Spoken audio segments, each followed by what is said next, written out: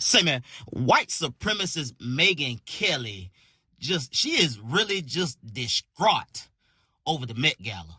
Once again, another example, people, of these white folks snatching off their hood and expressing their grievance with the very existence of black people in this country. Now, Megyn Kelly went on her podcast, the Megyn Kelly Show, and just, took off her hood and her robe and sat down and just really had a whole meltdown about the Met Gala. And she just trashed the Met Gala's theme this year of black dandyism. You understand me? She went on to say that black dandyism is something that black people made up. They try to make themselves seem smart and feel smarter than us. It's a whole bunch of empty words that they just made up to make themselves look important and just cloak it in, the name of fashion, but it really doesn't mean anything. You understand me? And I, for the life of me, can't understand why black people can be over here minding our goddamn business, and it just disturbs white people in this way. Apollo, give it up for Megyn Kelly. Let's get to the content. This year's theme was Superfine, tailoring black style, an homage to black dandyism. What's that, you ask? No one has any idea. Prepare yourself, however, for a deep dive into leftist, academic, gobbledygook, nonsensical talk, which is probably how it got chosen as the Met Gala theme. That and their desire to pander to black people. The Met says black dandyism came from the intersection of African and European style traditions, of course. What does that mean? I have no idea. But it seems to be based on a 2009 book written by a woman named Monica Miller called Slaves to Fashion, Black Dandyism and the Styling of Black Diasporic Identity.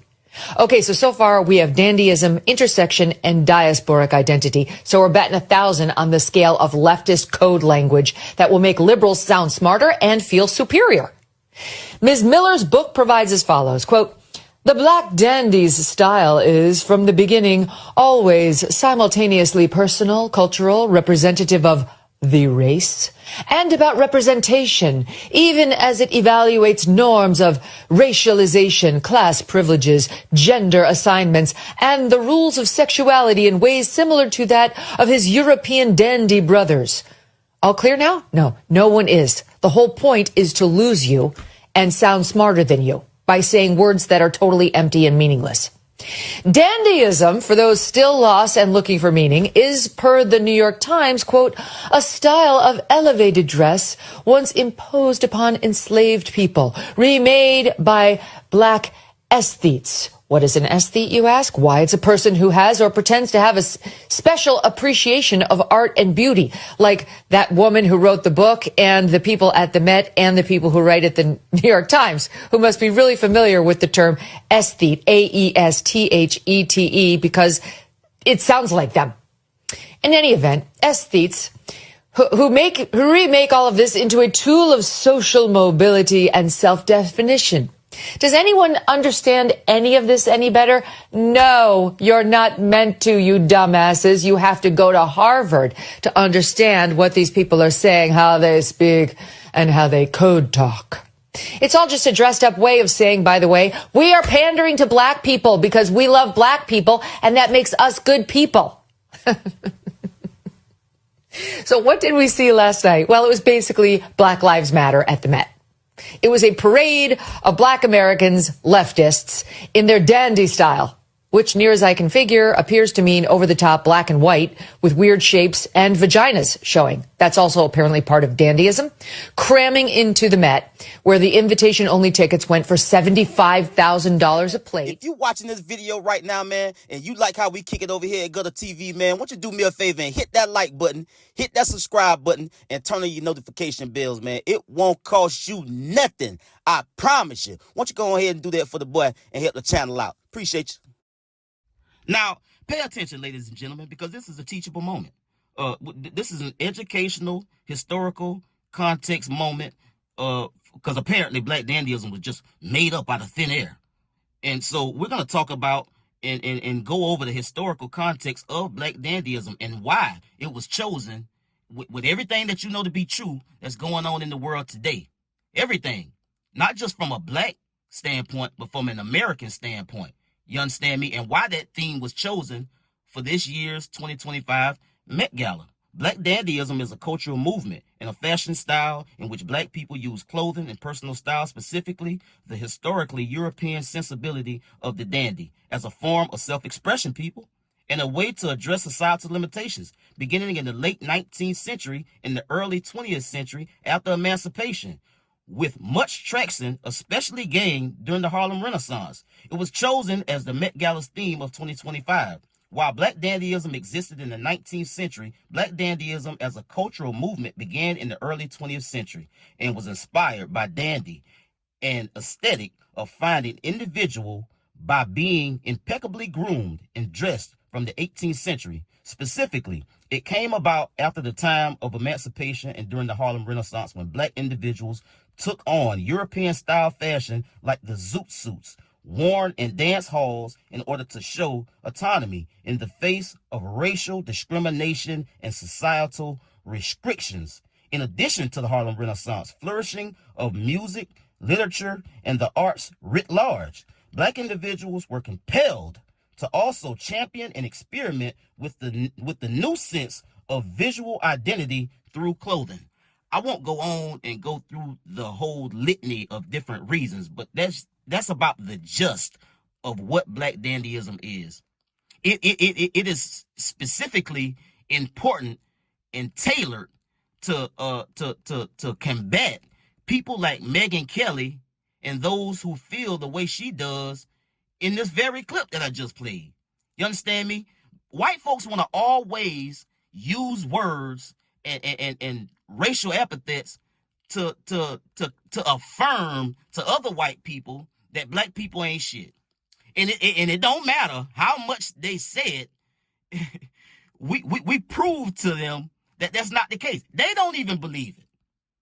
And I say all the time, people, my idea of racism and how white people show it, and you know, their expressions of hate toward Black people, I don't think that that's the case. I think these white people envy us so much to the point that they always thinking about Black people. I mean, they really do. White people think about Black people, and it ain't even close. We do not think about these people this goddamn much. We don't. We don't care about them that damn much. You understand me? But for them to hate a thing or hate a people, they should not give it no attention.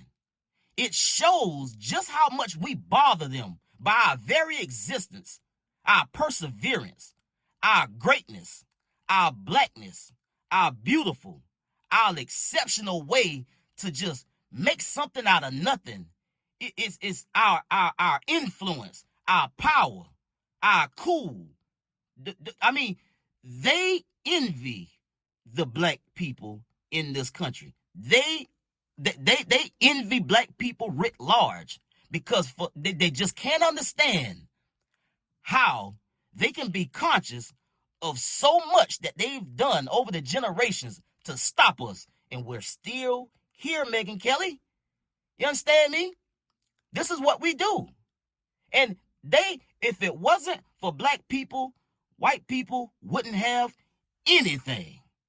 I mean, literally, we built this country, and if it wasn't for us and the way we go about our business, they wouldn't have nothing to talk about, people.